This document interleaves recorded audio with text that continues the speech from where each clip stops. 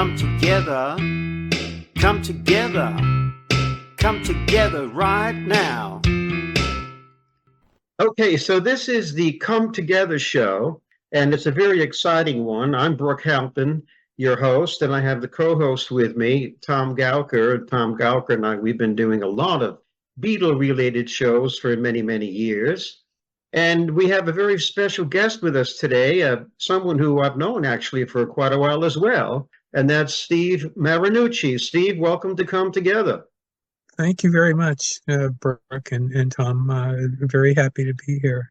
I mean, you and I have communicated a lot in the past, but I think this is the first time we've actually talked like this to each other. So we've never formally talked before, but we have exchanged lots and lots of messages. Oh, yeah. It's great to see you again and speak with you. I know you were very kind to me when you did a beautiful review of one of my books, Experiencing the Beatles. Really. See, I people hit me with this stuff.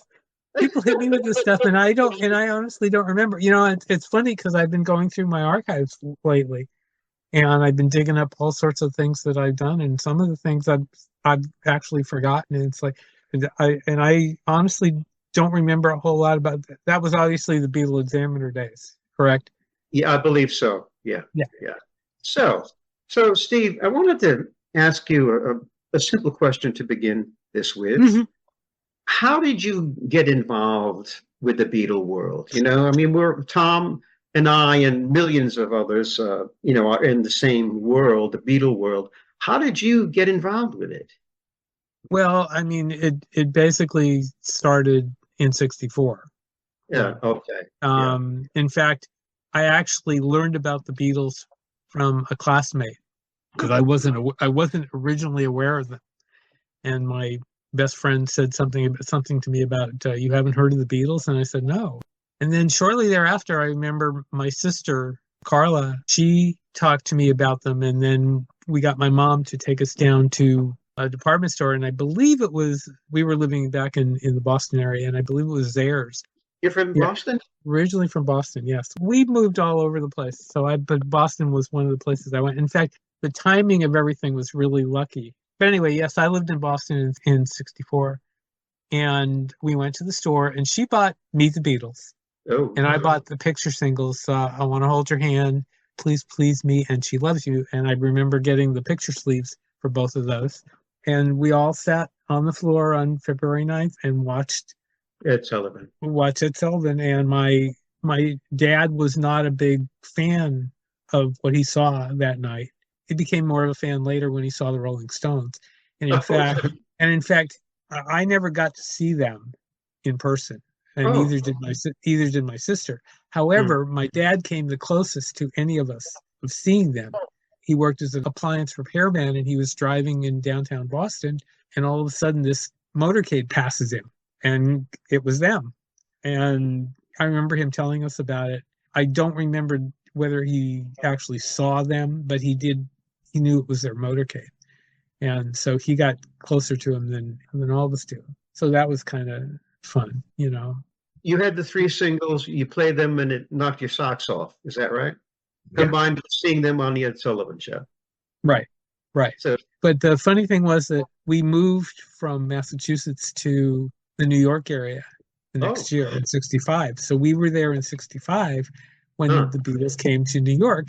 And I got to hear Cousin Brucey and WMCA and to a lesser extent WINS. I didn't really listen to WINS that much.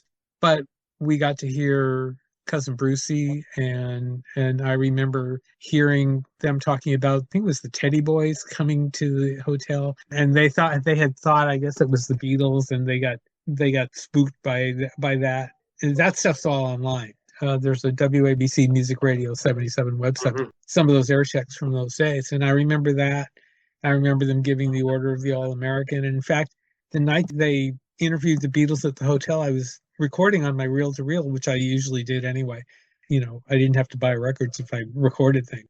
And I was recording What You're Doing, and all of a sudden they break in the middle of the show and they go, "We're live from the Warwick Hotel with the Beatles." And it was like, oh my God, this is so cool. And they interviewed them all. And did you go down to the Warwick? No, No, no, no. We were out in the suburbs. My parents never let us get anywhere near crowds like that. Were you out on Long Island? New Jersey. Oh, okay, that part of New York. Okay, Yeah. the Jersey part of I mean, they're all interconnected. Oh, yeah, I know. Yeah, very familiar with the area, the turf. Yeah. Okay, great. Well, I know that you did like 37 years at the San Jose Mercury News. Yes, that's And correct. boy, that's a long time. Tell me about it. Well, and you were writing and reporting. I didn't start out writing and reporting. I started actually as a support staff. What I basically was in my writing days was I was a copy editor. So I worked on the features copy desk, and I also was in charge of the TV magazine. I called myself the TV magazine editor, even though nobody else did. So that was my function from week to week. I had to assemble the whole thing, and in the beginning it was all manual, and then they went to pagination, and it became a little more automatic. Pretty fun gig. It had its moments. I mean, I got to pick the cover stories each week, and see, that was the key kind of to my getting into doing the Beatles thing online, because I would hear a lot of, I would know a lot of Beatles stories through the wires. I would get alerts on TV programs. Nice. Every time that, for example, that Our Hard Day's Night came on, I knew it, and I got to tell people of it, and that's what I did on the website. And that was partially how I followed the illness of George Harrison, which a lot of people remember that I did. But I was a journalist. I graduated from journalism school. I still consider myself a journalist now. Where did you study journalism, Steve? San Jose State, which was a very notable journalism school. And that's why you're so notable, you see, right there. Hey, Tom, would you like to jump in at any point here? We want to do like a fast round with you. When you were talking about George, the last couple of days of his life, he was in your area, right? He was staying at Paul and Linda's. He was in Los Angeles. He was in LA. I'm not sure that anybody really knew it was Paul and Linda's place. That came out later. And in fact, I think they used a cover story, if I remember right, that it was somebody else. We drove down there a few years later, and we drove by the house where he was. We also drove by the house where Elvis met them. Yeah, in Bel Air. In Bel Air, yeah, because that's there too. Jillian Lomax, who does tours. Oh my God. She took us all over LA. It took us down Blue Jay Way. Did you go to Blue Jay?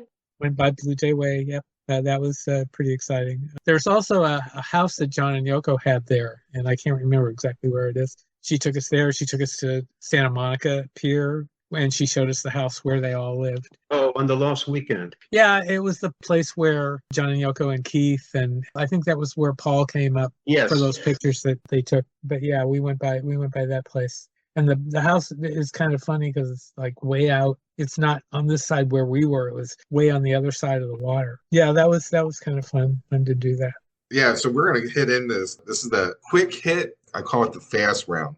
What's your favorite George song? It can be Beatle or solo. While you're thinking, I'm going to be asking you about Paul, John, and Ringo too. Uh-oh. Well, my favorite Beatles song, period, is And Your Bird Can Sing. George's song would probably be Piggies. I guess Piggies. Yeah, I really like his humor on that song. Oh, Piggies. I said Piggies to me is like the start of Monty Python. Like that Monty Python humor. I could see that. What's your favorite Paul song? Here Today. Tug of War, Here Today. A John song? Oh, there's so many there. I'm blanking out because there's so many.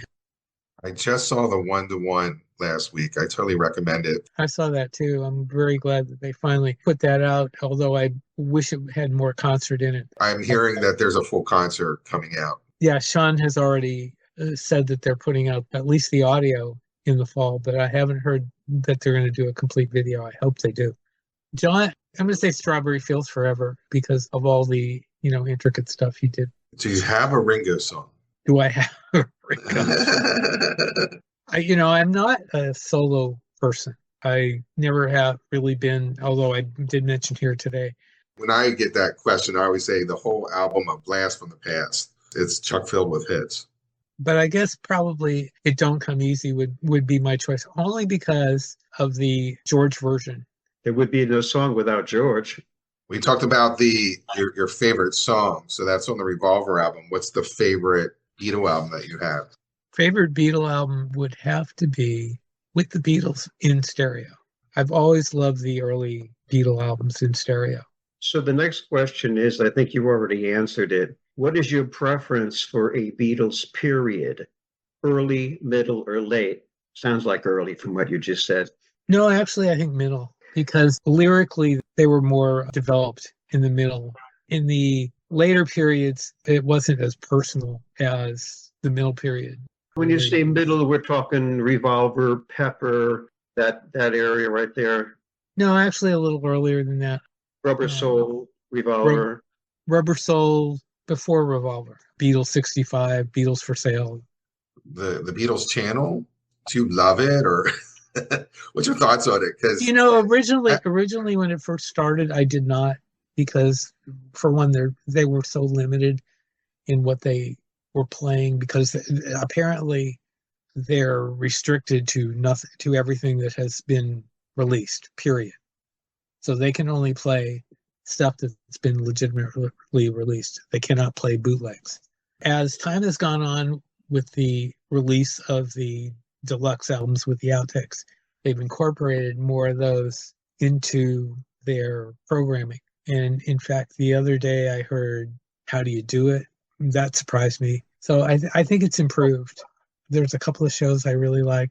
Peter Asher's show I really like. And when I go out walking in the morning, Caitlin Larkin is my walk buddy. Randy Bachman has a good show. I have not heard Randy Bachman's show. Him and his son. Okay, I haven't heard that. And also, I have to mention Tom Frangione, who I know from interviewing back in the day, and his stuff is really good. And also Dennis Elsas. His interview with John, of course, is legendary. And so what did you think about, let's look a little bit at when you mentioned Strawberry Fields Forever, and they were obviously doing something extremely progressive for the time. Right. No one else was doing it, and it was mind-blowing, and it was actually quite revolutionary for the recording industry. And then you went through up until, Pepper, of course. What did you think when they got even deeper? I have to mention, of course, Tomorrow Never Knows is another example of electronic music, is where I'm going here. Also known as musique concrète, which is actually a form of composition that goes back to Paris, like in the 1940s with Pierre Henry and Edgar Varese and stuff like that. So, I mean, the Beatles were listening to these guys and John Cage and that kind of thing. So when they did Tomorrow Never Knows, and then you mentioned Strawberry Fields, did you like things like Tomorrow Never Knows? And did you like Revolution 9, which is probably the epitome of what we're talking about in terms of musique concrète and electronic music? Well, to answer your last question first, yes, I like Revolution number 9. They found a way to make that kind of progressive music melodic and listenable. You probably heard a couple of people that have done, there's one cover version on YouTube of Revolution number 9. As far as Tomorrow Never Knows goes, I kind of hemmed and hawed about what they were doing there, although there's a cover version of that by the group Monsoon that is my absolute favorite cover version of any Beatles song. Yeah, they did a really good job with it. I really enjoy listening to that a lot. We heard, outtakes of some of these songs on bootleg and otherwise, and, depending on where they go with it, kind of hedges my thinking a little bit. But the whole idea of getting more advanced melodically was, definitely a good thing. They were doing some crazy stuff. They were doing it, before anybody else. So, and you liked it to a certain extent. I remember back then questioning it. In fact, mentioning Strawberry Fields Forever, I remember listening to it on WABC, and Dan Ingram was questioning it, and he wasn't really. Yes, he wasn't real happy. I remember he wasn't real happy with it. This is right after it came out. They were freaking us all out. Yeah, we weren't prepared for what they were doing. Easier to look on it now, look back and say, well, it was great. Back then, everybody was questioning it. We were all, wondering where they had gone. And I probably, at the time wasn't really, really on with it. It probably took me a while. Well, it's a huge step to go from Yellow Submarine, which was their single before Strawberry Fields Forever. It's not even the same band when you listen to it. I mean, that's a huge step. I mean, even Eleanor Rigby, when Eleanor Rigby came out, it was like, what? If you're really digging and loving the earlier stuff, and I Feel Fine, and She's a Woman, and that kind of thing, and then all of a sudden there's a double string quartet with a Beatles song, no bass and drums and guitars. That was radical. It was absolutely radical. Your mention of Yellow Submarine makes me wish I had given you another George song, and that would have been It's All Too Much. Because I remember seeing the remastered Yellow Submarine at the Castro Theater in San Francisco, and they had this superb sound system. And It's All Too Much just sounded glorious. I mean, it was so good. It's too much. Yeah, It's All Too Much. There was hardly anybody in the theater that day, as I recall. There weren't many people there. I love that song, and I don't hear it often enough. You talk about a wall of sound. Good God. It's so saturated and on a 4-track on top of everything else. Grabbed your Monsoon version of Tomorrow Never Knows. I'm really excited to listen to it. My favorite is Junior Parker. He slows the whole thing down. It sounds really good. The blues guy does a really good job with that song. Okay. So this is part 1 of Come Together with Steve Marinucci and my co-host Tom Gouker, and we'll be right back.